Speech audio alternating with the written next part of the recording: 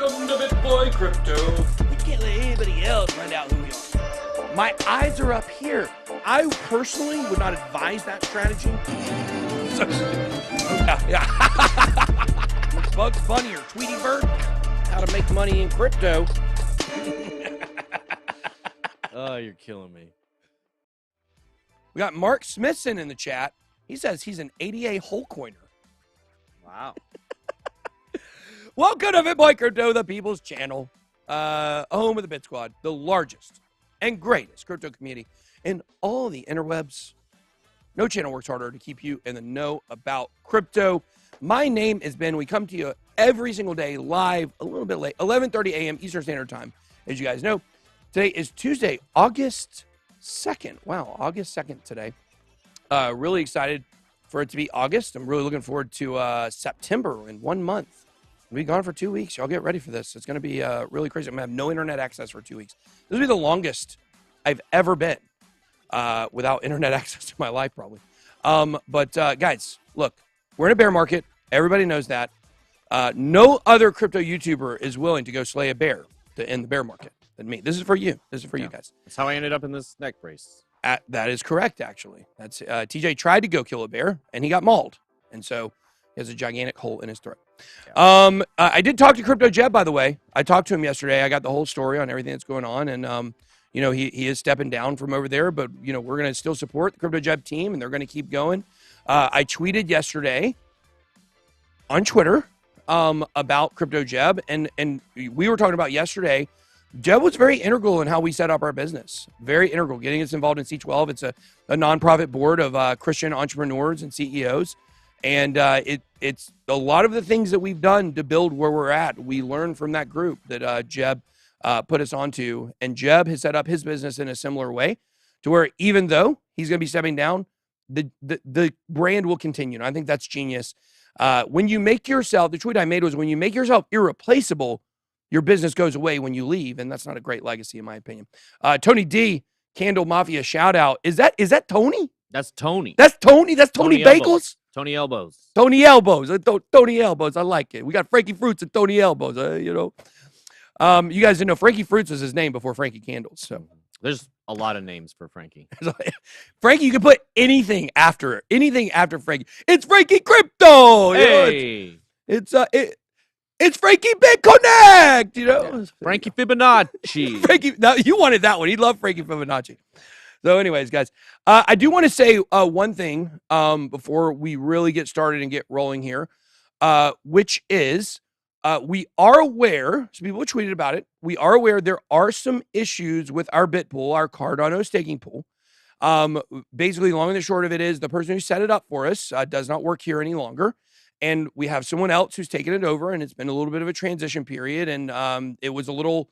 The way it was set up originally may have been a little wonky and caused some issues, but we are working on. I've been in touch with some Cardano people, and we're going to be basically linking up with some people from the Cardano community that are basically going to help us find some permanent solutions for what's going on with our staking pool. So we are aware. We've been working on it, and we are very committed, you know, within the next month to hopefully never having an issue again. You know, so if you are in the Cardano community and you are interested in helping us with that, I think we have some resources to get it done anyways. But if you're interested, you can always send me a DM on Twitter. I can't respond to every DM because I get hundreds of DMs a day, but I do at least scroll through and check them. Most of them are none. Most of my DMs on Twitter, do you know what they are, TJ? What? It's a person that will start a group and add every major crypto influencer and then shill a link. That's what most of them are. And it's hard to see. There's a lot of spam in there. So, but I do see, at least across my eyes, all my DMs on Twitter. I don't see all my DMs on Instagram. I get too many there. So I don't even see those. I'll go through like every couple of months and try to scroll through all of them. It'll take me like 2 days. But there you go. We try to be, we have a team that responds on Facebook. I don't see the Facebook message, but we have a team that responds there. So that's kind of how things go. Hey, Ben, just curious to know what returns we can expect from the sample 10K portfolio. Looking forward to it. Love from India. Today, after the show, I'm going to sit down and start making these portfolios. So that's actually what I'm doing today. So we will be able to show that. We've said we think with 30K, you can hit $1 million. I think it's possible. It's definitely possible. It's definitely possible. Is it probable? I don't know. It's definitely possible, though. Well, and more possible than winning $1 million on a scratcher. Like, you have a legitimate chance. 10,000, if you were to parse that down, I mean, definitely you can get to 6 figures pretty easy from 10,000. How high is a good question. What are you gonna say, TJ? I was just gonna say, of course, it's possible with a certain level of risk. I don't know if we're gonna be for these sample portfolios. I don't know if we're gonna be doing that risky on like low caps to try to hit. No, we're not at all. So No. don't expect from these portfolios. But it's not still, now. right. Not now. And once we get into bull market, we will add a little bit more risk for coins we think can perform well that are outside of the top, 20 or 30 or 50 even. We're not going super low. We're not doing this. Will not be the same kind of bull run content that you received in the beginning of the last bull run. We're going to be doing a lot of safer picks. Right. Because we don't want people getting wrecked for sure. We're going to try to do things a little bit differently. We learned, and you guys will see, we'll be adapting. The channel's matured and things like that. So, somebody said that something about it's you won't watch Crypto Jeb's show without Jeb. Some of the other people are harder to listen to. This is what I'll tell you. Go watch the beginning of my channel. Go watch the first 20 news videos I made. Yeah. Don't watch the memes. Just get to the news videos started in March of 2018. Watch those. You want to talk about painful? Extremely painful. Something happens. The more you do something, you get much better at it. So give all those guys a chance. We like them. They're good guys. Here's what's important. They care about crypto and they're extremely passionate about helping people. So regardless of whether they are and I'm not making a judgment at all. I don't watch a lot of YouTube content because I don't have time. So I don't know how they come across or how they are. We know we've had them on around the blockchain. They do well. But you got to give them a chance because they have the right motivations, the right intention. So that's definitely what I would say there. And we're going to support them. We're going to have them on the channel. And, we hope this is going to be a shining example of how you can build a business in crypto and step away and it still runs. We want to help them with that. So, Ben, want to thank BitBoy Crypto in the basement to keep me encouraged to stay in the market. This is my first bear market. Well, welcome to the bear market. I will tell you guys this. I've had way more fun in the bear market than I did in the bull market. I don't know why. Twitter has not been nearly as toxic this bear market as it was the last one. You agree with that? Yeah, I guess. It's maybe, I don't know if it's less or if we're just used to it. Maybe that's what it is. Yeah. Maybe that's what it is. This channel was born in the bear market. I love the bear market. You may have only adopted the bear market. I was born into it. So I've been having a good time in this, guys. And look, there are people out there like Crypto Savvy who are saying 7 to 10 years for all-time highs. That's what they're saying. I don't believe that. I think we will stay to the standard 4-year cycle. But what I would tell you is, even if it was 7 to 10 years, we're all going to crush it at some point. You're going to crush it being in this market. Whether it's 4-year cycle, 7, 10-year cycle, whatever it is. I don't believe that's going to happen. Even in that extreme case scenario, God, you got 7 years to accumulate. My gosh. Yeah. Think about how much you could have over a 7-year period. So, all right, guys. Ben, how come I staked with B-Pool for 8 and I got 0 rewards for last reblocks? We addressed it. If you missed the very beginning, we're having an issue with the pool. We're getting it fixed. So very sorry about that. We believe that when this is fixed, this will be a permanent solution and we will not have this issue again. So appreciate everybody for sticking with us and supporting us. If you are in the bit pool, no rewards for 3 blocks. I know it sucks, but we minted a lot of blocks. Is that what they call it? Minted? What do they call it there? Yeah. That's what they call it there, minting the blocks for Cardano. I think there's a different word, maybe. I mean, you could say solve, but basically means the same thing. But anyways, the point is, it's going to be fixed, so, no fear there. All right, guys, don't forget to subscribe to the channel. We actually just ticked down a little bit. Every month for the last 6 months, we've been gaining as many subscribers as we've been losing, as people have been leaving the markets in droves. We've stayed within the same 6,000 subscriber range. We ticked down just a little bit. So remind your friends and family to come back to the channel. Tell them I've lost weight. It's a whole new look to the show. But don't forget to check out our other channels. Of course, don't forget to follow me on Twitter. I'm right now at, let's see, what am I at right now? What am I at right now? We are at 867.4 thousand followers. This is a tweet I made this morning. I believe this 100%. I hate when people say we're in the Wild West days of crypto. You have a time bias and a lack of perspective. Dirty truth, we are still in the Wild West days of the internet. 500 years from now, this will still be considered the infancy of connectivity. What is this in response to? This is really a response to a story we'll talk about with Nomad a little bit later getting hacked. I think he said $190 million lost. Is that what it was?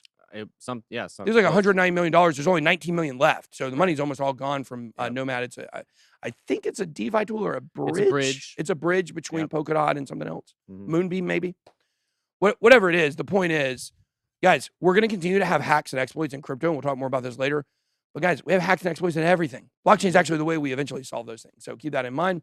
Don't forget, we have the new bitboycrypto.com. We have revamped the website, so you guys make sure to go check that out. Get access to the merch.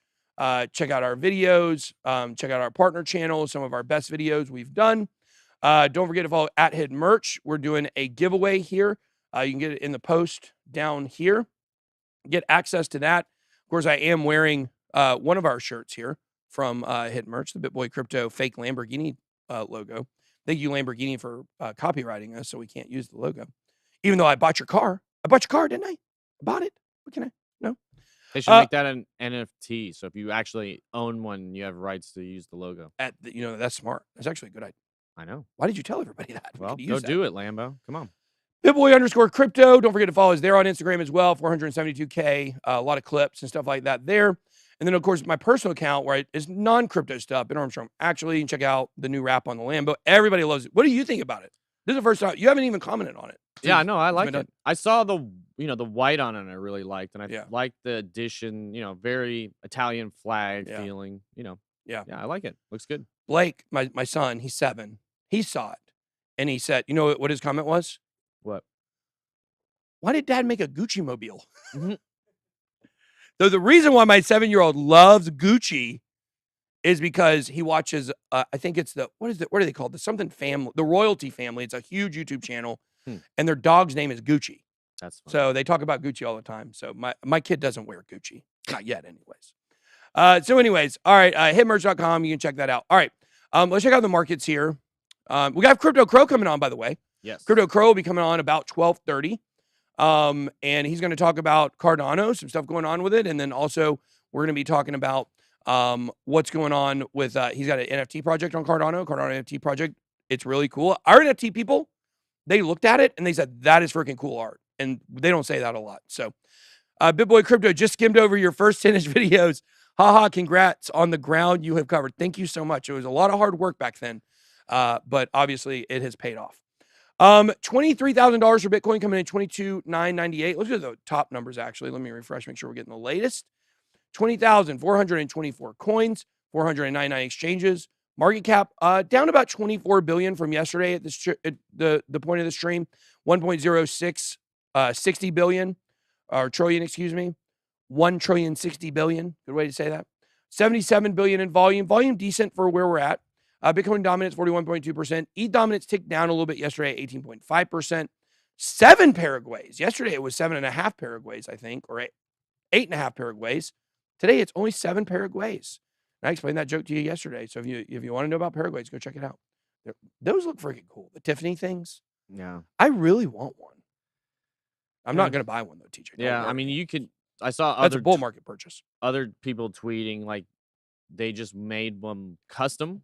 You go pay somebody 20 grand to make you a really cool thing, and it's cooler than that. Does anybody remember Shill Nye? Of course. I know you do. Does anybody else remember Shill Nye? Michael Nye, he rebranded too. Yeah. He used to wear a mask. People thought he was cool. Then he took the mask off. I like him. He's a nice guy. Don't get me wrong. He is a nice guy. He took the mask off, and then everybody just started destroying him. It was so weird. Not because he looks bad, but just that then they started being able to find out who he was on social media and Facebook, and a bunch of stuff came out. He sold some courses and different stuff, which, whatever. It was about manifesting money. I manifest money every day. He supposedly came back and crushed it as an NFT. Well, as an anonymous NFT, came back and had another 100,000 follower account, and he also, I don't know if people know this, when Radio Shack was roasting people, that was him. No way. Did you know that? No, that he was running that. Yep. Oh, I didn't. I don't know if he runs it permanently, but he was I don't know if he runs it permanently, but when he was roasting Wendy and some other crypto people, that was Shill Nye.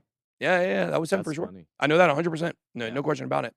But the fact is, the reason why I brought him up is, he got big on TikTok, and that was actually what inspired me to get big on TikTok. Back when we had a large account before TikTok stole it from me, we're still working on that. But he said that He did a video where he talked about custom chains. And did you guys know that all those expensive wrapper diamond chains, they're worthless? They're worthless after they buy them. And I wonder if these will be the same thing. It's like, if you have the NFT, it probably has value, but if you don't have the NFT, you can never resell it. Like, who would buy a random CryptoPunk Tiffany's necklace? Who would buy a rapper's chain for $1 million that has the rapper's name on it? They can't resell them. They can only actually trade them back in for kind of the value of the diamonds and the gold on there. So it was a very interesting video. I had never thought about that before. The CryptoPunk things reminds me of that, a little bit. But anyways, Bitcoin coming in 22,974, Ethereum at 1624, XRP 37 cents, Cardano with a nice pump this week, 50 cents. Old Decker Bobbin was saying 50% or 50 cent Cardano has never steered him wrong. Yeah. So I mean, 50 cents and lower, definitely a good price point in my opinion. If you want a 50-cent stable coin, just buy Cardano. Yeah, let's get back to the Cardano as a stable coin narrative. I like that. It's held 50 cents, though, really, really well through this bear market. Yeah. So did that pull-up bar at the Super Bowl. Did any of you guys get that? Of course. Yeah. That was a good joke. I know. I was just leaving you hanging on purpose. That was well, it was too good. I didn't care. You could have left. That was okay. It was so funny that you let it hang in. And I was just like, sure, whatever. So yeah, if you had the headphones on, I could have done a sound effect. Oh, you could have. Oh, do you want me to put the headphones on? No, it doesn't matter. The button's not working anymore. Cool. Oh, yeah. See, he swore they worked today's meeting, but I'm pushing it. Nothing's happening. So somebody said Ty Lopez is turning Radio Shack into a crypto company. Yeah, Ty Lopez is involved in the Radio Shack, but that Twitter account, at least for one full day, was ran by Schultz. So for sure, I know that for 100%. I didn't talk to him, but I saw where he said it. I'm friends with him on Facebook in real life. So that's right. I hope I didn't I hope he was just telling all his Facebook friends and expected everybody to keep that a secret. But I thought it was funny. I think it's great that he's found a way to stay involved and nobody still knows who he is.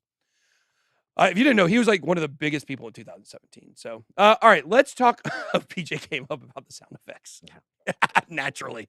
I didn't get it. It's because 50 Cent has gained weight. He's much larger than he used to be. And he did the upside down pull-up bar thing that he did in the End of Club video. He did it at the Super Bowl live, and he was wheezing and looked like he was going to die. We love 50 Cent. I love 50 Cent. I'm not saying anything bad about him. It was a massive meme, too. Yes, it was a big meme. Face. It looked like a different person. So, all right, guys, reminder, we are doing we are doing FemeX. If you want to drop the FemeX link in there, I have not made a trade yet. I've been watching it. We are going to start doing live trading again. I believe we're going to be trading.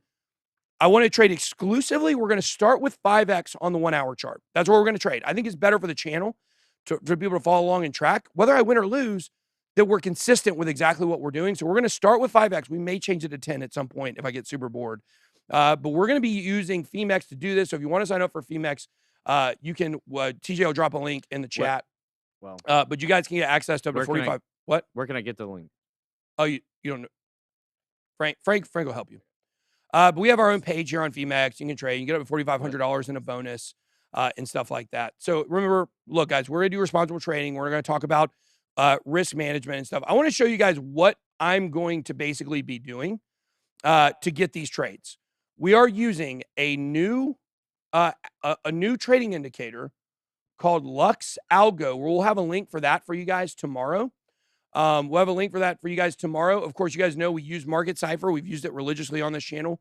What we're going to be doing basically is we're going to be using the oscillator, the Market Cipher B, as confirmation for good trades within Lux Algo. So what we're doing is we're supercharging our chances to win.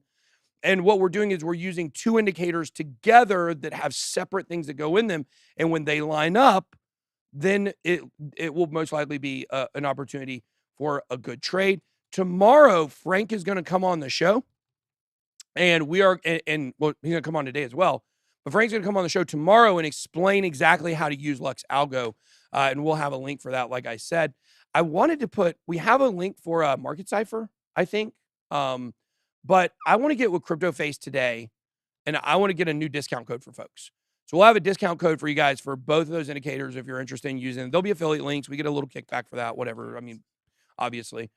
We don't do sponsored videos, so one way we generate income on the channel, obviously, is from affiliate links from products and services that we actually use, not just random things that we throw on the channel. So that's what we're going to be doing. Frank, you want to come on up and talk about what's going on with the charts there, sir? Okay. What is going on, everybody? And Ben, I do just want to touch on what you were saying. Yeah. I'm enjoying the bear market too. We're feel sadistic. We are Yeah. so sick. I was talking to Taco in the office yesterday, and I was saying the same thing. I was like, I don't know what it is. I don't know if it turned into a perma bear or whatever. I don't know if it's because we're just shorting the heck out of this thing on the way down. But I am enjoying the bear market. Yeah. We're having a blast, which is a good thing because better than just suffering through the bear market. You know what I think it is? Like, honestly, what I think it is? I think we just have like a really big team here. We have, I counted up. I think we have 52 people that work in office. We have about 70 employees total here. And we're all just around each other having a good time. It's like when you surround yourself with people in support, you don't feel alone in the bear market. And that's how a lot of people feel when you first get in, because you're the only person in crypto that you know, and you're really actually doing, you're having a hard time because you don't really have outlets to talk to.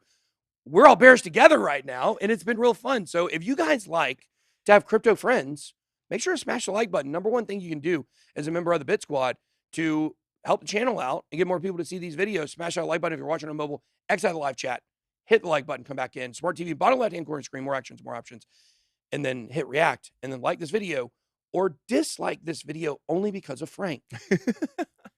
Come on. Hey. Hey, Frankie. No. Everybody loves Frank. Everybody. In the bear market, it's like all your crypto friends are just like, we're just like huddling for warmth together in the crypto winter. But guys, we have some stuff to look at on the charts today. When I was up here yesterday talking, we were looking for that daily bearish divergence to confirm. It did indeed confirm. We did come down a little bit further, and we are right now flirting with a key level that I brought up yesterday.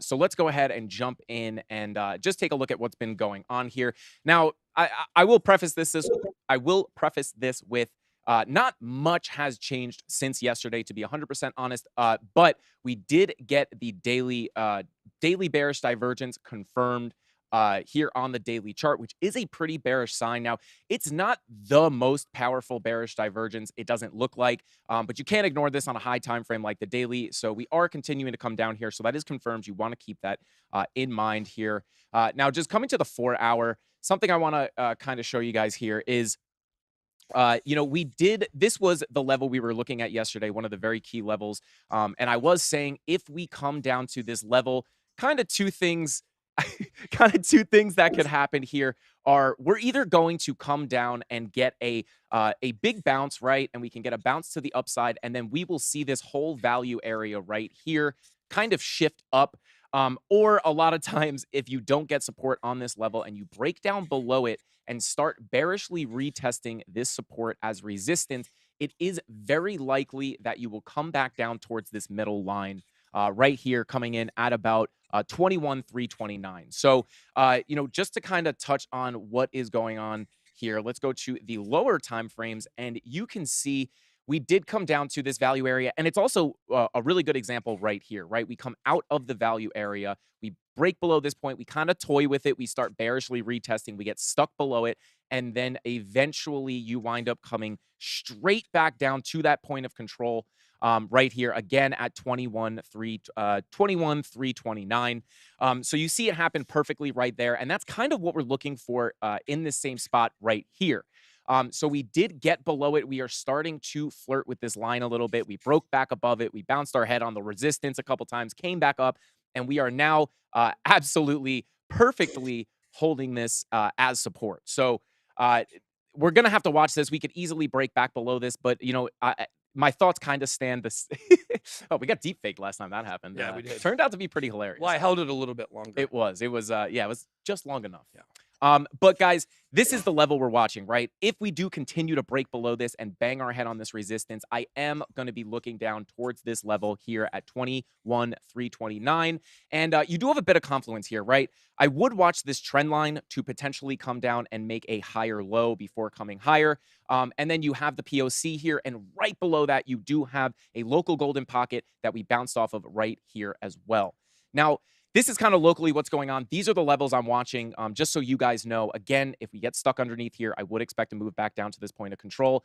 And then other than that, we're looking to hold support and come higher here. But right now, it is looking with the daily bearish divergence that we could potentially stay in here and continue down.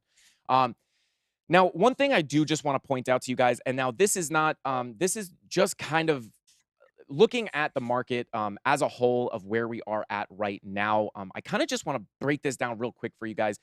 Bitcoin has not made its move, as we've been talking about. We were not able to break this golden box, which was the level we needed to get this big move up to about 30K that everyone's been talking about, right? We have low volume. We have a low volume gap right here, which makes for easy moves to the upside, but we can't get past this resistance. Now, where's the resistance? About 23.5. Yeah, it's a range between 24,155 and then that last level of resistance before you really get into that gap is going to be about 25,300. But Bitcoin could not make it up there. Now, this has me a little bit worried because if we look at Ethereum, I'm actually just going ahead to clear all this so I can draw some fresh stuff here. You can see here, right? We were trading in this range similar to Bitcoin and a lot of these other coins. And Ethereum broke out in a much more aggressive manner. And Ethereum essentially came up and hit my high price target for this little relief rally of about 1,800. And we've seen Ethereum being the market leader in the recent past here, and seeing Ethereum come up and hit this $1,800 level almost perfectly, the level we were watching for this big run up, and then coming back to Bitcoin and seeing that we never got back up to this 30K level or this previous area of consolidation, which is essentially where ETH is, right? ETH is basically up here at this previous area of consolidation, and Bitcoin just couldn't make it up. So the question here is Bitcoin going to eventually follow Ethereum's lead, or did Ethereum just, rip and we're not going to see Bitcoin be able to get out of this resistance? That is the question. And right now with the daily bearish divergence and some of the other bearish things on the charts, it is looking like a more likely short. I'm not saying it's going to zero. I'm not saying we can't come back up because the longer time frames do look good, and that's totally possible. But that's really the question. We also have a lot of altcoins stuck in that same range, not getting the breakout that Ethereum did. A lot of these altcoins are kind of stuck at this level, not seeing that big run up. So this is kind of the question that we're asking ourselves: is Bitcoin going to follow suit of Ethereum? Or has Ethereum basically, once Ethereum starts pulling back, are we going to start to see everything else kind of pull back? And, a lot of these alts are not going to run. So this is kind of what we've been looking at on my channel. And I just wanted to point that out. The fact that Ethereum, like this was looking at this as a visual structure. This is basically the area we needed Bitcoin to come to. And if Bitcoin got here, I was expecting ETH to get there. But now ETH is there and Bitcoin has not gone. Oh man, just supported my theory. Yeah, we could see Ethereum making a breakout against Bitcoin here. Very, very, very interesting stuff here for sure. So I did just want to point that out, guys. In the shorter term, we are starting to print. We are printing a green dot on Ethereum right here. So we could see a nice little bounce as we are coming to support. I know I got rid of the levels here. And then Bitcoin is finally printing this 4-hour green dot, which we've been waiting for. So we could see a bounce off of this value area high. So keep a lookout for that. That value area high is the level that you really, really want to watch. And one more time, it is sitting right at 22,950 about. So watch for that bounce or that breakdown of that level. That's all I got. Back to Ben. Bing bong. Bingy bong. Bingy bong. What? They move my octopus too. You got to put the octopus back every day. Can't wait to tell you all about the octopus. Can't wait to tell you about it. It's going to be so fun. Not without my dolphin. Sorry. Maybe some people will get that joke. Okay, so there we go. Let's move on to Tik Talks. Tik Talks. A couple of these are a little bit longer. I don't think they're as long as the ones from the other day, but I think they're extremely good, I believe. Should I wear this? I think is this one I'm going to wear. BJ? Yeah, I should do it. This should do it here. Okay. This is set up for the headphones. Yeah. Okay, it's good. Okay. Zoom me out. I like to be zoomed out on this. Henry Kissinger famously told us what the attack vectors would be. Who controls the food supply, controls the people. Who controls the energy, controls the continents. Who controls the money, controls the world. First, they got to control the food. Northern Ireland, they want to kill millions of sheep and cattle because their farts are going to ruin the climate, apparently. And the World Economic Forum is telling us that we need to get ready to eat bugs. Control the food. That's the first thing. Control the energy. The very first day in office, Biden had to shut down all the oil and gas. Let's control the energy. Let's shut that down. ESG mandates. Very first day in office, put us back in the Paris Accord, which basically put our energy policy underneath the globalist plan. We saw in the Netherlands, they shut down all their gas. The UK has massive natural gas reserves, but let's just not get it out of the ground. Let's just buy it all from Russia. That's a way better deal, right? They start shutting down energy. What do you think is going to happen? We're going to run into a crisis, and we did. And finally, control the money, and this is the big piece. This is where we're at right now today. The Biden administration decided that they just wanted to seize $9.5 billion of the Afghanistan central bank, and then the banks have it in the Central Reserve, and then the Biden administration just took it all. Decided they're going to divvy it up how they see fit. Of course, then it escalated with Canada. We saw that happen in Canada. And then the U.S. and allies bar Russian central banks from accessing their money. And so the attack on money. Okay. All right. So that's Mark Moss. We love Mark Moss, actually. Yeah. We need to put the other screen up. Henry Kissinger, Wait. famous. Yep, I got it. Okay. So we love Mark Moss. We think Mark Moss is great. And he's a friend of the channel. We've known Mark forever. And what I would say here is, guys, there are things going on right now that are more than just, sorry, I forgot. I need to have that clip on here, too, BJ. Can you come clip me live on stream? BJ, will you hold me? What do y'all think about BJ? Do y'all like him? Do y'all look at BJ's hair? Look at this. He's a rock star. Yeah, he's not real.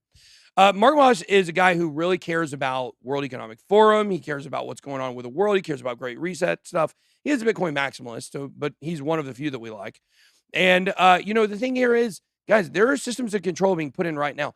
I don't know if this is true. I'll tell you what my wife told me yesterday. My wife said that Joe Biden came out yesterday and basically condemned Taiwan independence. Is that true? Did somebody see that? She didn't give me a reference. I have no idea. She said she saw that. That would be shocking if that was true. I would not believe, because, the president had a talk with the Chinese president, I believe, earlier in the week. So that's pretty sketchy stuff. If there are people out there that are, wanting to institute these types of changes, guys, they're telling you might have to eat bugs. Okay. The world is changing drastically in front of our eyes. You want to be prepared. Crypto helps prepare you for that. But I will say, I don't know if you guys have ever had chocolate-covered grasshoppers or chocolate-covered crickets. They're not the worst thing. They actually kind of taste like sunflower seeds. Ah, you're conditioning us. All right. You guys know, I mean, people do That accuse me of being a member of the World Economic Forum. Not yet. We're going to pay soon. Go ahead. Debt is not bad if it gets you the resources to produce more than the cost of that debt, right? So think of it as this way. If you borrow to have a party, you borrow to go to vacation, you borrow for consumption, there's not going to be an income earning asset. Okay, so the day will come back and you're going to have to pay that back, and that's not good. If you borrow to invest in something that's going to produce more than it cost, and you're going to have that productivity, that was a good move. But you will see it, because if debt rises relative to incomes, then you're not doing that. If incomes rise more than the debt, okay, that's a good thing. Debt is not bad. Right, if it Okay, guys. So want to talk about that. Obviously, that was Ray Dalio and Tony Robbins there. What I will say also is, someone said in the basement over here. Did you see that email from? I saw it. Crypto I Brenda? didn't get a chance to read it yet. Oh my gosh, it's something. It's something. Basically, I think DZ broke your neck. But what I would say is, somebody in here in the basement said they're BJ's #1 fan, and they have posters of BJ all over the basement wall, which I think is hilarious. Guys, putting BJ posters on your wall is a little strange. Just gonna say that. But obviously, that was Ray Dalio talking about debt. Now, here's the thing. I've had to go through a big adjustment getting to where I've gotten financially in the way that I look at debt. Because I've always looked at debt as it's a bad thing. It's a bad thing, and I don't even like paying it, but it's a bad thing. So over the last several years of my life, I've actually got to where I only have paid for stuff with cash. When I bought Lamborghini, I bought it with cash. When I bought this building, I bought it with cash. Like, I like to buy things with cash because I don't like, I mean, you guys know, the Bible talks about don't be a slave to the lender, Well, the way Ray Dalio puts it there is quite interesting. And this is something I've been having to learn as we've been doing real estate deals and, needing leverage, using collateralized loans on Celsius, which turned out to be a terrible idea, but that's a different story, is that what he's saying is true. Debt is not great if you're using it to buy things that are perishable. If you're using it to buy vacation, you can't get anything back. If you're using other people's money as leverage to create better opportunities and situations for yourself to earn more money than you are lent, then it makes sense. Is that a word, lent? I don't know. Yeah. But that makes sense to do it that way. So just want to point out, I think he's right there. And these are some lessons that some of us have to learn. I prefer personally to have no debt, but as a business, it can certainly make sense to leverage opportunities. So maybe that might change the way you look at debt a little bit. Yeah. All right, let's go ahead. Just real quick, I was gonna mention we had a similar TikTok last week where it was Kiyosaki, Yeah. Robert Kiyosaki saying the same thing basically. And I will say, yes, it's a good tool to use. Many people aren't physically responsible enough to exercise and use it as a tool and not end up where that the debt takes control of them. Yeah, and I think that's exactly right. And somebody said, well, we all learned when we got credit cards to pay for crypto. To be clear, I do not believe that even using leverage from someone else, it's ever a good idea to take out loans on crypto. Yeah. It's too volatile. We've always told people not to take crypto loans. When we were very adamant Bitcoin was going up to 100K, people were saying, well, if you're adamant, then I'm going to go take out loans. And I'd say, no. I'm adamant, but it still may not happen in that case, because where people get crushed on taking loans to buy crypto is when the value of their crypto drops way below what the initial investment of the loan was, or initial, amount of the loan. And now your interest payments are higher than you can afford, and you've got nothing to back it up with. It's just a bad idea to do. I did want to point out, somebody said, and I remember my wife told me this as well, it was not Joe Biden that said it. It was one of his advisors, or maybe somebody in his cabinet. It was somebody associated with him. And someone said that they do not recognize Taiwan's independence, which that is a freaking, that's a backpedal right there. So I can tell you at this point, who's in charge, Joe Biden or President Xi? I think it's very clear at this point who's in charge. I think most people would admit we don't have the strongest leader in the world. Not the weakest leader, but definitely probably one of the top 10 weakest in the history of the world. For sure. I don't know who's worse, but I'm sure maybe a somebody new out study shows that 50% of U.S. women find crypto investors to be more attractive. I mean, this study clearly happened before the bear market. What cracks me up so much, though, is, here we got a couple different factors: smarter, wealthier, more attractive, more desirable. But does that make us cooler? No. Also, interestingly enough, the survey had kind of different results if you have an NFT profile picture. I mean, the coolness factor is way higher, but you're also apparently cringe and stupid and annoying. Okay, ladies, what do you think? Is 50% or more of your friend group, would they find a crypto investor more attractive or not? Please let me know. What do you guys think? Am I attractive? Can we put a poll up? Sure. Let's put the poll up. This is ballsy right here. Did crypto make BitBoy handsomer? Let's find out. Yeah, there you go. Ben handsomer. Because they say the money make you handsomer. That's what they say. I mean, there's a big song about it. People believe this. Let's find out what they say if the money make them handsomer. I thought that was pretty funny. We like Girl Gone Crypto. She's been on the channel before, so pretty cool. Oh, Crypto Brenda says Ben is attractive Air Force. Yeah, cool. Crypto Brenda seems to be into everybody. So she's just earlier in the chat. It was DZ and BJ. So I don't know if you want to be in that club. Gosh. Oh man. She said apparently she picked up Magic the Gathering. Has been playing lately. Oh my gosh. Yeah. Oh, a little D&D fest. That's fun there. Yeah. Is that the same thing? I unclip myself. Oh yeah, I'm supposed to start wearing that all day, every day. Let's see. 56% say yes. Ben, I'm a solid 8. Thank you, Carver Coin. I take an 8 out of 8. I mean, obviously it's 1 to 8, right? 45% of y'all are haters. That's what I'm gonna say. What percentage of the average population is blind? Like 0.5%. So you got to factor that in. Some of y'all can't even see me. Just saying. I might let you come feel on my face. Say, does that work in your favor or no? Well, I'm only here. TJ, I'm super attractive, obviously. But what is your voice is my question. If you can only hear you, does that work for you or against you? I'll tell you a quick story. I have a very nice, sexy, non-threatening voice. That's the truth. It's true. When I was younger, I got recruited by a 8 for an old guy. Yeah. I got recruited by by a phone dating service. They wanted me to be one of their operators because they thought I had a nice voice. Wow. I went and worked the job for an hour. I was gonna say, And I went and worked the job for an hour, and then I went to lunch. There was a cute girl that worked in the office before I was married.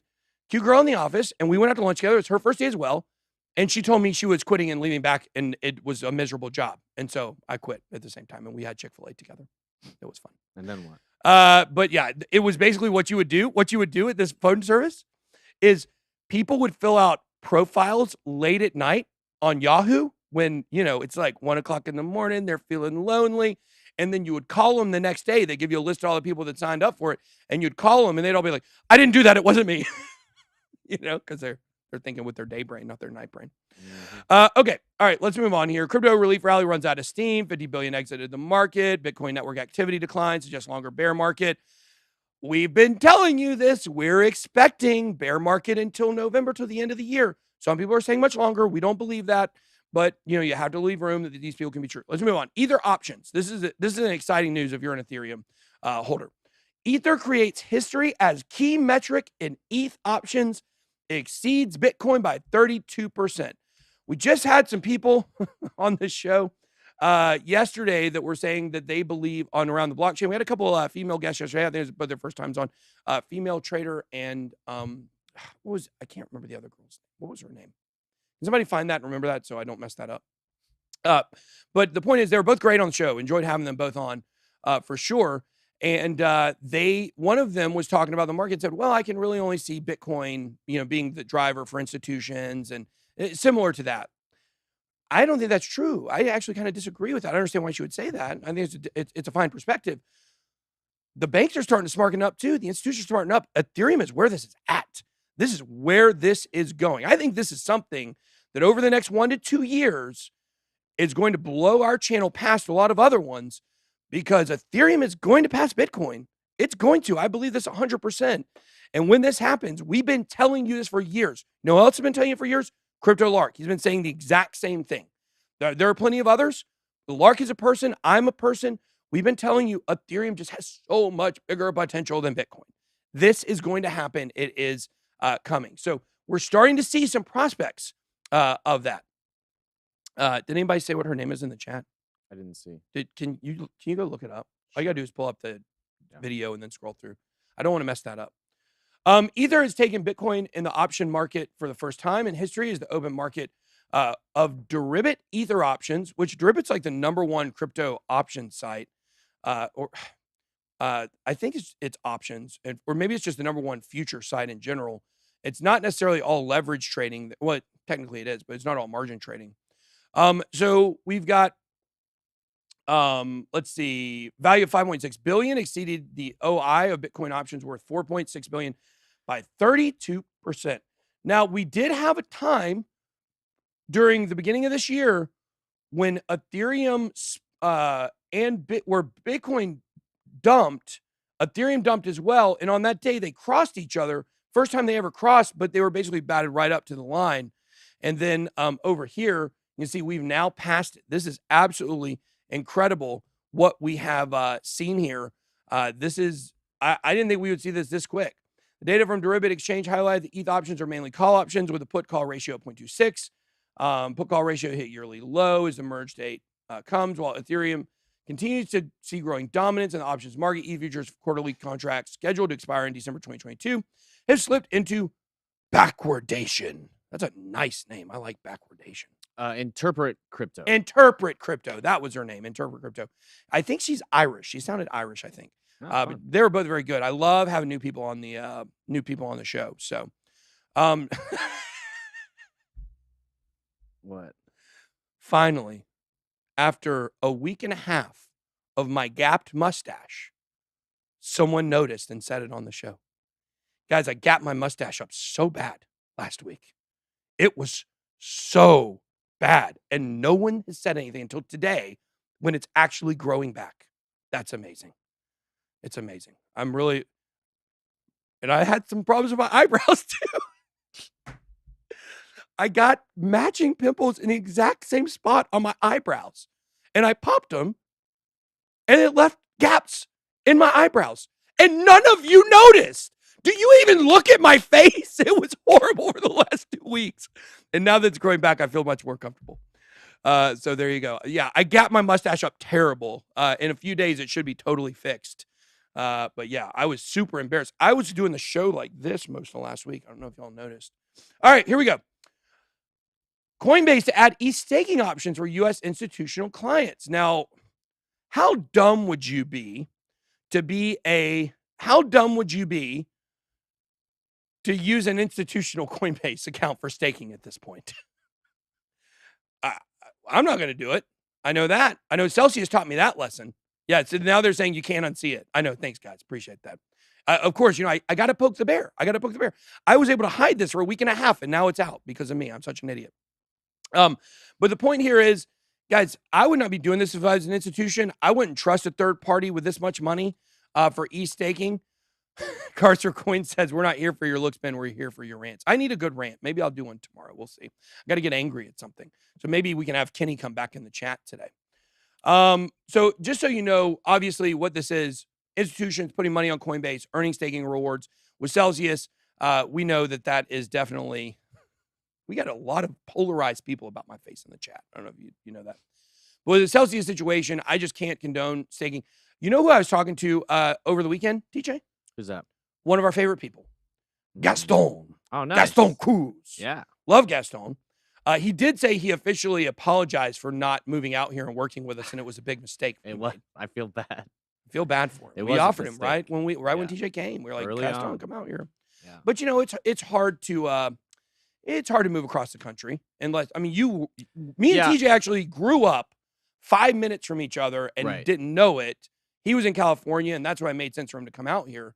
Yeah. And Gaston, to be fair, had family, taking care of his mom, that sort of thing. 100%. Yeah. I was talking to Gaston, and he was like, dude, I got 2 words, or he said, I got 1 word for you. CFI. Gaston, what? He said, bro, you're big enough. You can do your own lending and staking platform. Oh, boy. Timing. No, Gaston. No. I laughed at him. I said, no. Let me tell you the last thing in the world. Do you want to know the worst possible business to create right now? A lending and staking platform in crypto. You know why? The government's about to come at you. Did you see the video from Gary Gensler over the weekend? I did. I heard takes from him. Ridiculous. It's the dumbest thing I've ever seen. But look, they're coming after that staking. Coinbase, now this is a little bit different because the staking they're talking about is ETH on-chain staking for the validator nodes, but you're still doing it through a third party, and you don't want to do that. If you're going to do it, just try to get 32 ETH and do your own node. Yeah. So here we go. Coinbase Prime has staking for Solana, Polkadot, Cosmos, Tezos, Celo, and others, but I don't suggest using it. I was on David Goldstein's podcast yesterday.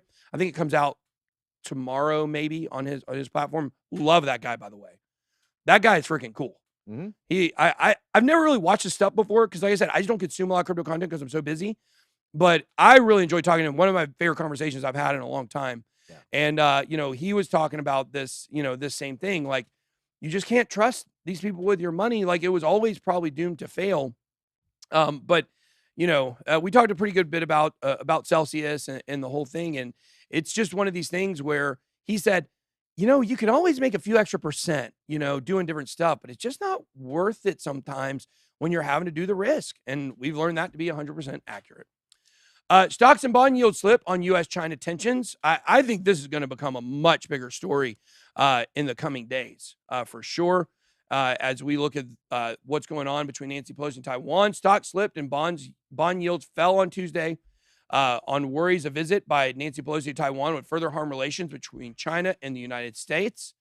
Pelosi was expected to arrive in Taipei later on Tuesday with several Chinese warplanes flying close to the median line dividing the Taiwan Strait, a source told Reuters. Taiwan issue added to a sense of unease sparked by China, Europe, and the United States on Monday, reporting weakening factory activity, and then the U.S. decelerating to its low level in August of 2020.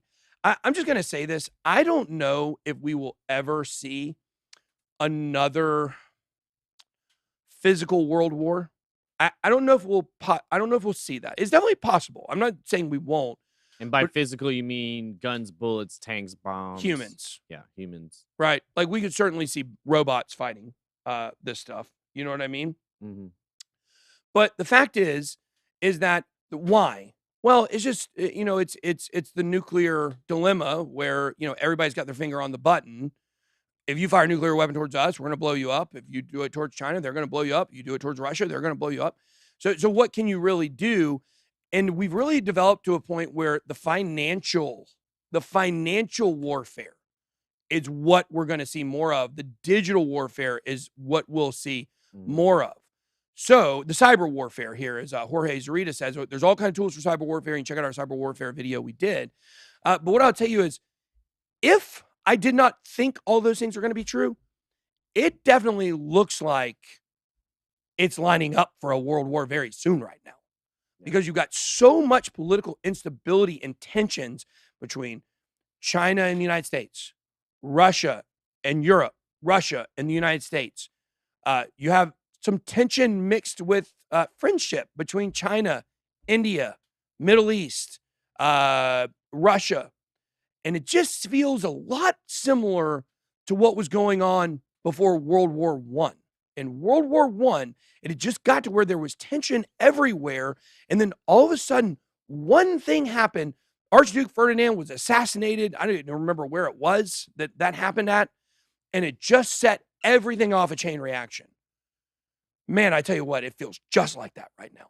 Like at any given moment, one thing could happen and send everything spiraling out. So very, very interesting stuff. Chinese warplanes buzz line dividing Taiwan Strait before expected Pelosi visit.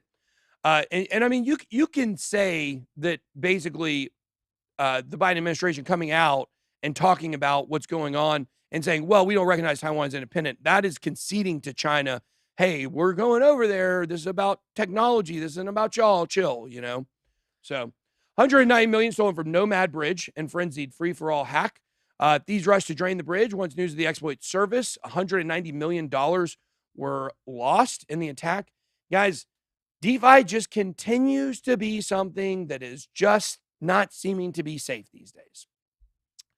News on the attack went on social media. The total sum hasn't been confirmed yet. Estimated about $190 million worth of wrapped Bitcoin, wrapped Ethereum, and USDC and other assets.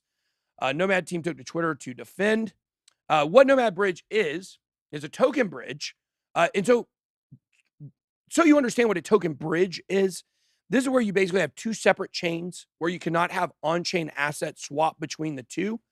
And the bridge acts as kind of a wrapper in a sense, where it takes the asset from one chain, it wraps it in a form that the other chain can accept, and then it keeps the actual asset backed up. That way you can trade Bitcoin for Ethereum on chain. You can't trade Bitcoin for Ethereum on chain. You have to have a synthetic version of that. In the future, I believe most chains will be interoperable. Things will be easier, but these bridges are the stopgap to get us to that technological point. A lot of money was stolen. They raised $22 million in a polychain-led seed round in April. So a pretty new company, put the company's valuation $225 million, which makes sense why they were saying there was only about $20 million left. That would actually be closer to $35 million based on the numbers we see.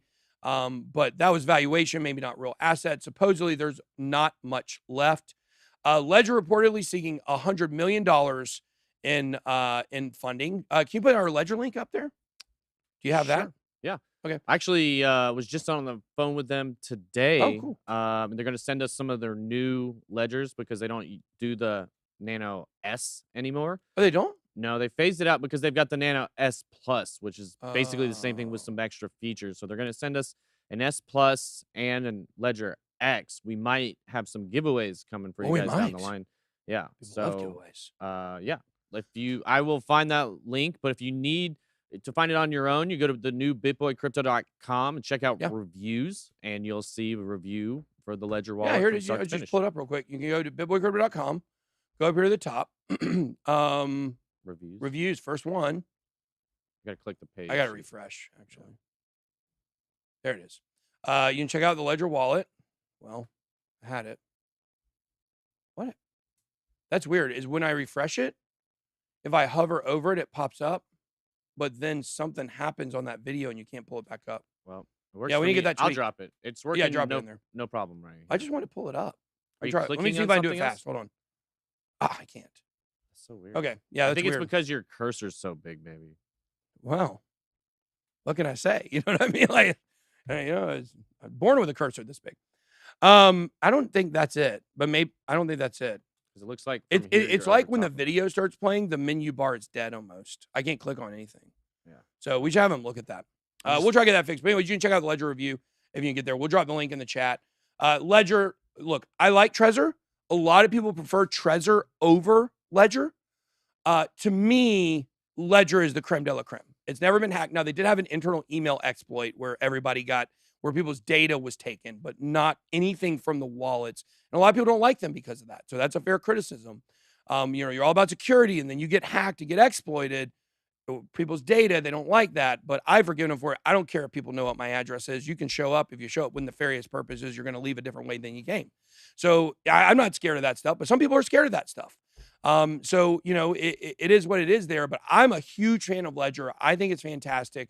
And, I think everybody needs to learn how to use a Ledger. You need to learn. I had a tweet somebody made yesterday on Twitter where they said, BitBoy, I really want to thank you for showing me how to use a hardware wallet or showing me how to get one. We'll do a tutorial soon because now I'm actually able to own my own assets. And you keep things from Celsius and Voyager happening. And this is going to be a big focus for us over the rest of this bear market as we have learned a very valuable lesson. I used to say things like, hey, you know what? It may be easier to keep money on exchanges for some people because there's probably been more money lost trying to transfer stuff over to a hardware wallet than people have actually been hacked. Well, now with all the billions of dollars that were lost between Celsius and Voyager, that is no longer true for sure. And we'll never say that again. You need to learn how to self-custody, period. So I used to kind of laugh at the not your keys, not your crypto thing. I have my money on Celsius. They're Coinbase. Everything's fine. It's dead serious. And we know that now. And you guys should take that as well. So they're raising $100 million. So pretty cool stuff. Seeing an additional $100 million in funding. So they're going to be pushing out some new stuff. Real quick, we got VeChain onboarding Amazon Web Services for blockchain carbon management. Pretty cool stuff there for VeChain. We like VeChain as a project. We don't like the Chinese ties. That's why we're no longer invested in it. But we think it's a good investment regardless. Yeah, you won't ever hear me say anything bad about VeChain. I think they moved their headquarters to and some of that stuff. So. Yes. So they're starting to make some inroads towards separating from that Chinese image. And if they do that, then we could possibly get back on board with them. Software giant Oracle taps Infistones for Web3 development platform. Let me run through our Ripple story real quick. Crow, if you're listening, we'll bring you on here in 2 minutes. Ripple Escrow, if you're in the XRP Army, make sure to throw that up. And I want to say this. I want to say, if you are a fan of Bitcoin, and if you are a fan of XRP, or either one, you're going to want to watch our 9 p.m. video tonight. We got a really big story for you guys on Ripple, on XRP, on how Bitcoin's related to this. Got this from King Solomon. He was on the show, XRP guy. He was on the show a couple weeks ago. Love that guy. Had a really great conversation with him. He's the one that kind of gave me a lot of this information that we're going to be talking about tonight. So shout out to him. Make sure you guys are following King Solomon on Twitter. Great dude. He's also a big H-bar guy. Make sure you guys are following him and come back tonight. So we're a little short on the Ripple story today, but our big XRP story is going to be tonight at 9 p.m. So make sure to come back. Ripple Escrow unraveling the mystery. A bit of mystery and a lot of information has been going on regarding Ripple's escrow. This article will unravel any mystery surrounding Ripple's escrow holdings.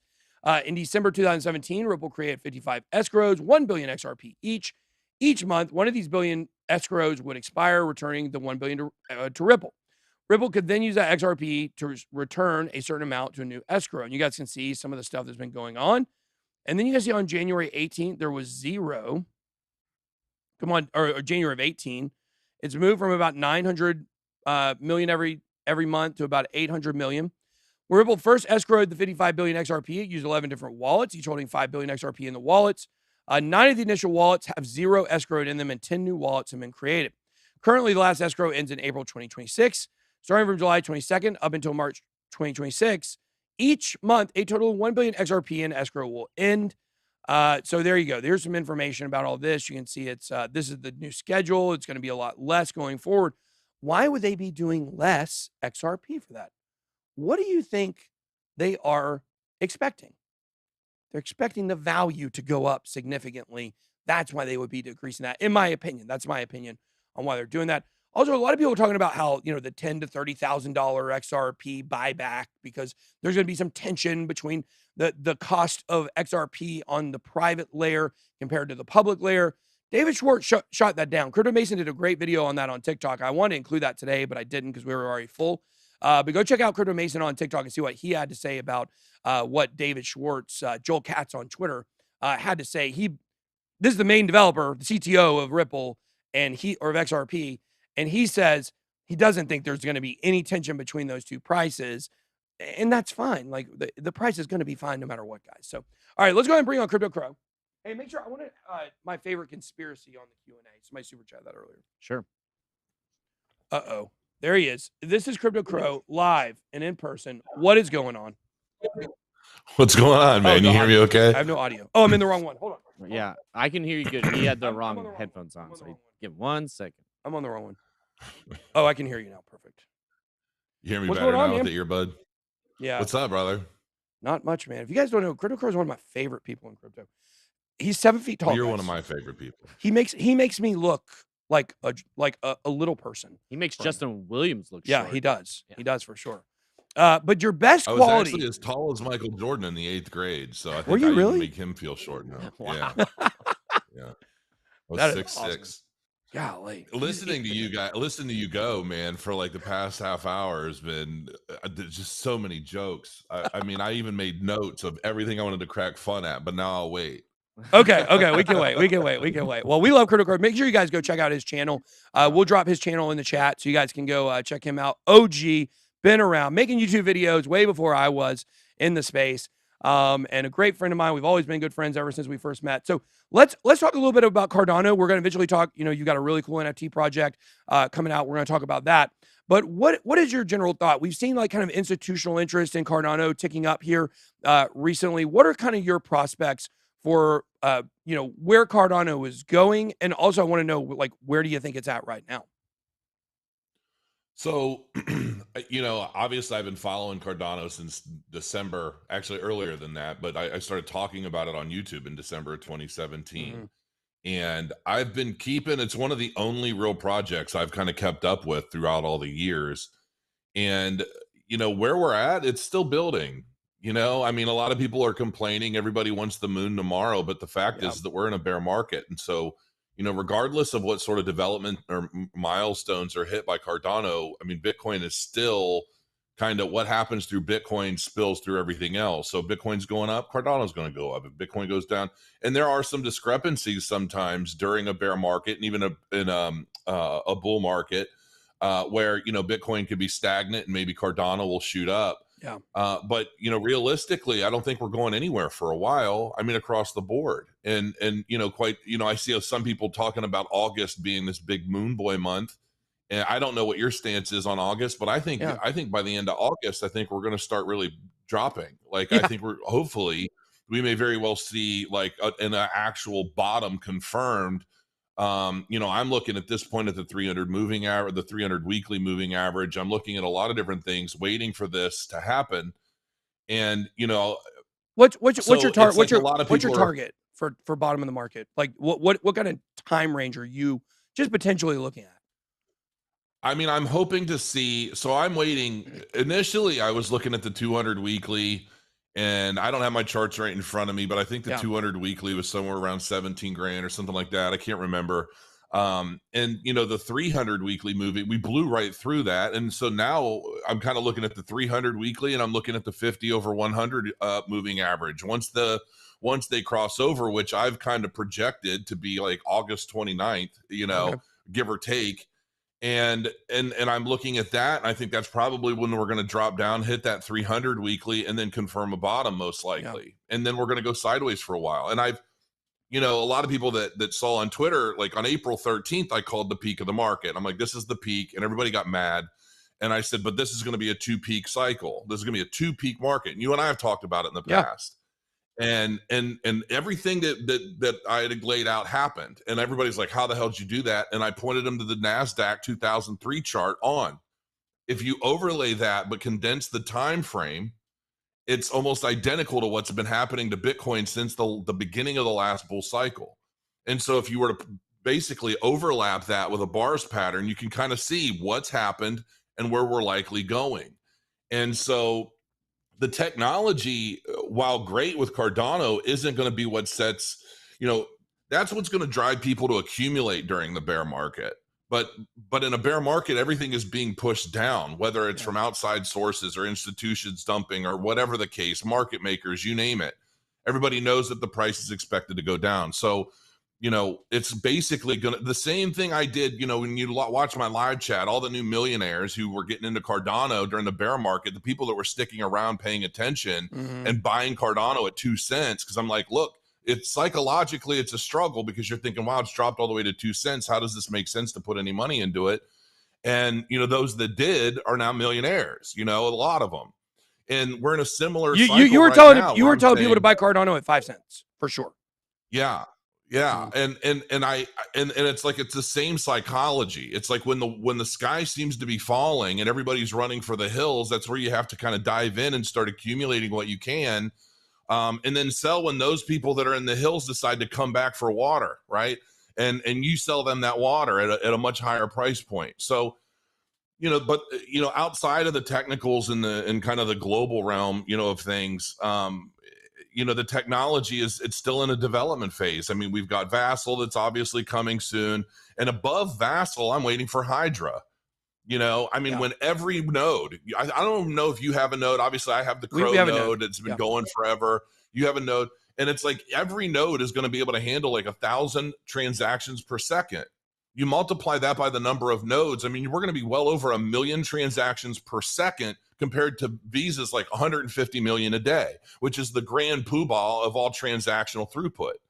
So when Cardano is actually able to compete with that, with the smart contracts, with all the other technology associated, what do you think we're going to be able to do in terms of use case, Internet of Things, which I think is going to be by 2030, Internet of Things is going to be where it's all at. I honestly think that the next bull cycle is going to be all about metaverse projects, NFT use cases in expansion, not just the JPEG art, but like actual use case, wealth transfer, property transfer, that sort of thing.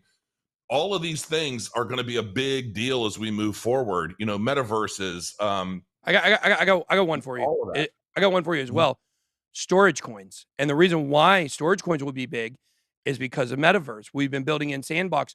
To build in Sandbox and download the builder, you have to have a gigantic computer just to be able to download it to do the building, because there's not enough storage on our normal computers. So tied in with the metaverse and the NFT utility use cases will also be storage coins, because we need more bandwidth to do the technological cutting edge things we're going to be doing.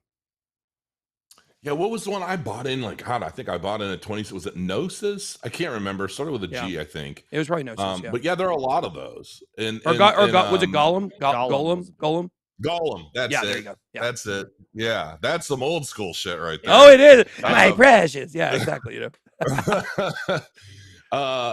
So yeah, I mean, but all of this stuff is being built now during the bear market and preparing for the next bull cycle. And I mean, the sky is the absolute limit, and I'm super excited about it. I mean, every project I have right now, I'm building on Cardano, and for some things we're waiting. My social media platform, we're waiting for Vassal.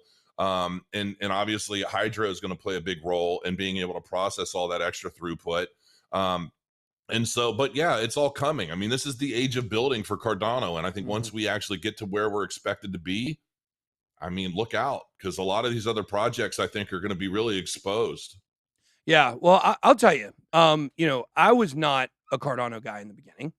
I wasn't I was never anti-Cardano though. I was not anti-Cardano. I just wasn't pro Cardano. Like, I thought the slow roadmap was just going to destroy it, because I thought, and this kind of thing you learn while you're in crypto, kind of like that you learn in a lot of aspects of life. Like, the longer you're in something, the further away you actually, or the more you learn that you don't know. And then the longer adoption kind of feels like it is. Like in 2017, I was like, oh, adoption is 2 or 3 years away, but now I've been in the space for a long time. Like, oh no, we're still like at least 10 to 15 years, away, in my opinion now. So you just learn more information. You really learn more about, where we're at in things. And I thought, I was big on Tron. I thought Tron was going to do really well because it took the best stuff from Ethereum. It was going to be way faster. They actually designed like some super great stuff, but they had bad leadership problems and a lot of wash trading problems and a lot of other problems. Over time, you're starting to see who the winners are. And that's why I'm so big on Cardano, XRP as well, for similar reasons in a different industry. But Cardano and Ethereum, to me, everything else falls way below those. And I just commend you for sticking with, not sticking with Cardano. I commend you on picking Cardano right in the beginning. You did a great job on that. And people want to see somebody who's talked about Cardano since basically the beginning. You're definitely a person to go check out and to follow and subscribe. And I believe are you going to be speaking at the Rare Bloom event? Are you going to be there? Yeah. Perfect. Yeah, I'll be according to them, I'll be speaking on the main stage. So I got to come up with something good for everybody. Yeah. So I'm going to be talking to Charles on the main stage. We're the keynotes, Yeah. and we're really excited about it. Can't wait to see you out there. I always love seeing you. Always great to see you whenever. Oh, I know, man. We're gonna have fun. Yeah, we're gonna have a good time. So we're making a whole vacation. We're gonna be there for like 2 or 3 days. So yeah, exactly. Yeah, my wife's coming out with me. We're gonna do the same thing. So it'll be fun. My wife's never met your wife, so that'll be real fun. But oh yeah, that'll be cool. It will be. So yeah, but the point is, we're both doing a lot of things for Cardano community. We're gonna be out there speaking at Rare Bloom. Make sure to go check out rarebloom.io. We got a cool giveaway. We're actually gonna be doing a BitSquad meetup for people. It's gonna be more private than most BitSquad meetups we've done because this will be for event for ticket holders only. I think we both have some promo codes. You can go check out our Twitters and find that. What you're Jason at Jason Appleton on Twitter? Is that right? Yeah. Mm-hmm. Yeah. At Jason Appleton. I've had my Twitter account long before the interwebs. Yeah, the long before the YouTubes. interwebs. Wow. Oh, wow, that's amazing. before the YouTubes. Yeah, I'm actually Jason Appleton on Twitter. Yeah, it was one of those cans with the string on it. He originally had the Twitter handle there. But let's talk real quick about, or not real quick. I mean, we talked about Cardano. I love your viewpoint. I want to say just two quick things, just quick comments to give my perspective to two things you said, and then we'll talk about what's going on with the murder of crows. Bottom, we are personally targeting end of November, because traditionally we've seen it after the midterm cycles or the midterm elections. So that's why we're kind of targeting that on a time frame. I've said I think the earliest would be August, latest January for a bottom. So we're kind of right there in the middle. So, we're basically aligned with what you've been saying as well. The other thing I wanted to comment on was the hard fork and the price action for Cardano.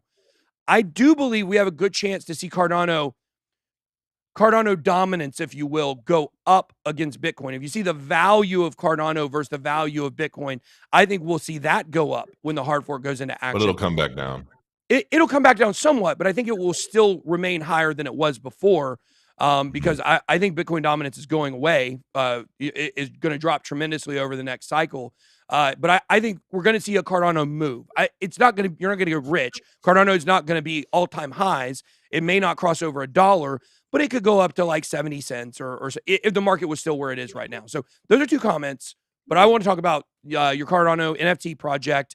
Tell us about it. I think it's really freaking cool what you've done. And I'll say, thanks, man.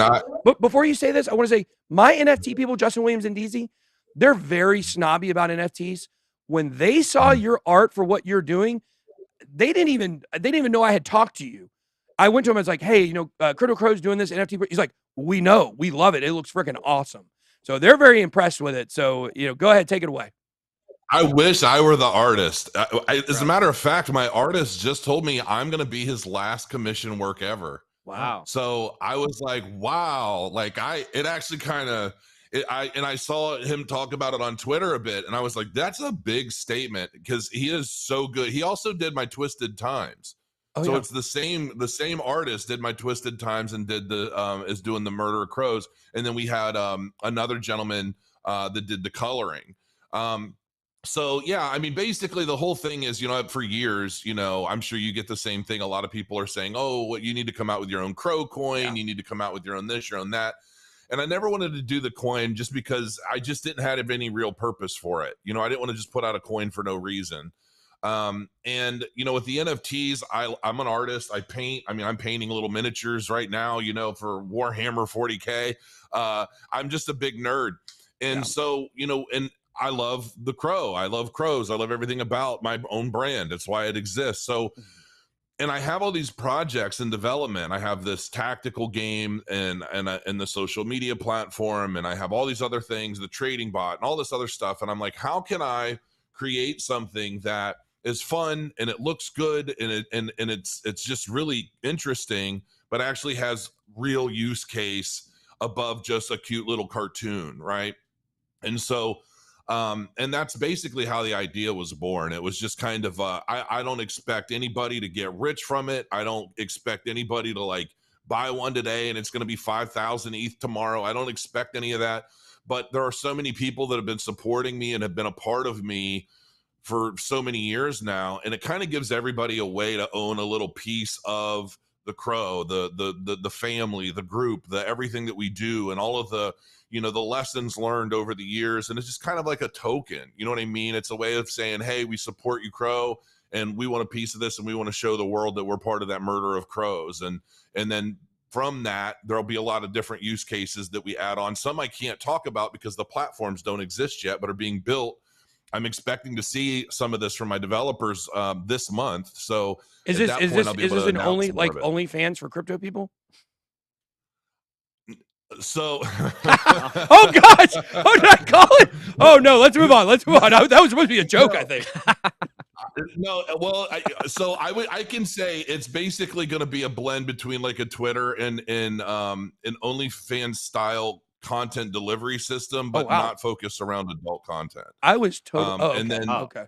And, I was wanting to see your adult communities content. associated with it and a whole bunch of stuff. And people are saying I've been crushing on being built on Cardano. People said I've been crushing on I think we crush on each other, Ben. The more 100%. Weight you lose, the prettier you get. You know how it is. You're like, you're making me feel fat all the time now. I'm like, I just got back into jujitsu. Yeah. My wife does it now. My 9-year-old daughter loves it. Wow. Everybody's doing jujitsu again. So yeah, I'm trying to lose. Well, I'll say this. I do crush on Crypto Crow. He is one of my favorite people. Guys, Crypto Crow and Crypto Love and Crypto Beatles, these were the 3 people in crypto that were the first big YouTubers to make me feel like I was anybody and to treat me like I was somebody in this space with respect. And I'm forever indebted to all 3 of you. I love you guys more than you'll ever know. You guys always have a spot to come on this channel at any time. So, I mean, you've always said that to me, and you've always stayed true to that, and I really appreciate it. I love everything about your channel, man, and I get people, people love to hate, we all have our haters, and I just tell them, like, you don't know what you're talking about. You don't know the guy, like, and it's the same way, like Mark Moss. I love Mark Moss. He brought his family out to my house in Puerto Rico when we were out there, and we all, had a drink and talked Bitcoin and El Salvador and all this stuff. And he's the same in person as he is on his channel, and it's like, there are a lot of Ian Bellina. He came out to the house, hang out with him, another great guy team. Exactly. And it's like, a lot of this, well, I don't really see too much about Mark, but like Ian, he gets a lot of hate. Anybody that talks about projects that you talk about 100 projects, you're bound to have some that just absolutely take a shit. Right. And it's like, people blame the what's the word? The messenger. Right. Yeah. So they shoot the messenger. I mean, it is what it is, but dude, you've always been super legit and great and real, and you just gotten better. As your hair grows as gray as mine, you just get better with age. Yeah, that's true, man. It's definitely getting very gray. That's for sure. More gray by the day. And TJ, and I will let you know, I just turned on the Murder of Crows minting. It's live now. I've already emailed the whitelist. It just went live. What is the URL for it? Is that murderofcrows.io? Murderofcrows.io. And TJ, can you pop up the new crypto Brenda or TJ's Brenda Lover thing up? Yeah, so people can see this real quick. You probably can't see this, Crow, but here's this website. But where do I need to pull it up? No, I can. Yeah. Okay, what is the website? TJ'slover.com. TJ's Lovers. I don't think there's an S. TJ's. TJslover.com. Okay, and there it is. Here, if you guys want to see this, this is absolutely ridiculous. I hate it so much. Yeah. And look at DZ, and they even have the cast on his hand still. Yeah. Hi, I'm Brenda, TJ's voluptuous ex-girlfriend. I know the real story behind why Ben is missing. Here's some TJ art for you guys. And here's me holding baby TJ, as you guys know, one of my favorite things. All right, let's get back to this. That was just really funny that somebody made this. It's absolutely ridiculous. Yeah. Here we go. Murderofcrows.io. Here it is. The minting is live for the whitelist. You guys can check it out. Here's like some of the art. They've got these little crows sitting on some graphs, sitting on some charts. Too hot in a red market, which is pretty funny. Common collected like an NFT. You can see the roadmap here, as you guys can see. So anything on here? Oh, here's the artist, Crow Knuckle. You can see here's Crypto Crow, the founder, as you guys know. So what should people really be taking away from this? What should people be looking for on the website? So, I mean, basically, we just set it up so that people can mint 1, 3, 5, or 10 NFTs at a time. They're all 35 ADA. They're just cheap. They're cheap. That's extremely cheap. And yeah, I want everybody to be able to have one if they want one. Yeah. And it's not about a cash grab. And there's no promises. They may only ever be little JPEGs on the blockchain. I don't want anybody to think that it's some big scheme for making millions of dollars. It's not. We're not trying to be Bored Apes. We're not trying to be Yacht Club or any of that stuff. But if we do become something like that in the future through added use case, then we all win, is the way I look at it. So, but yeah, like I will say that the one thing that is in the books is that when we launch the beta for my social media platform, those that have one of the MOC NFTs, that is going to unlock first, basically the first option to get access to the platform and create communities and start actually using it. And so, if you're going to want, the URL.com/ Bored Apes or like whatever domain you want, you're going to be able to get access to those first and create communities around them. And there's going to be a lot of different stuff, man. There's just stuff that I can't. Some things we're still working out, and some things I'm going to let the community help come up with. It's just kind of love that. Let's get this community going and learn and educate each other and grow together through this bear market and see where we end up by 2026. Yeah, Cardano is pumped the last day, and it's $17.50 for an NFT. I think I love what you're saying. Somebody said, "Oh, there's no use case." No, he's saying there will be some stuff potentially they're working on. It's so cheap though. Who can't it's only an advantage to you. I think this is great. We'll cop some of these for sure. We're excited to do it. Crow, loved having you on. I'd love to chat with you more. We're running out of time here though. We're already 10 minutes over. I knew when I got you on, I had to clear out the rest of the show because I knew we were going to talk for a while. But like I said, you guys go check out Crypto Crow. I'll be more active on Around the Block, man. We want to have you on there, man. You're like one of my favorite people. So, all right, man. Well, it's great having you on. You guys check out murdercrows.io. Make sure you follow Crypto Crow, obviously on YouTube, and Jason Appleton on Twitter. We have the link for you in the chat for you guys to click on, and we will catch you next time, man. See you, buddy. See you guys.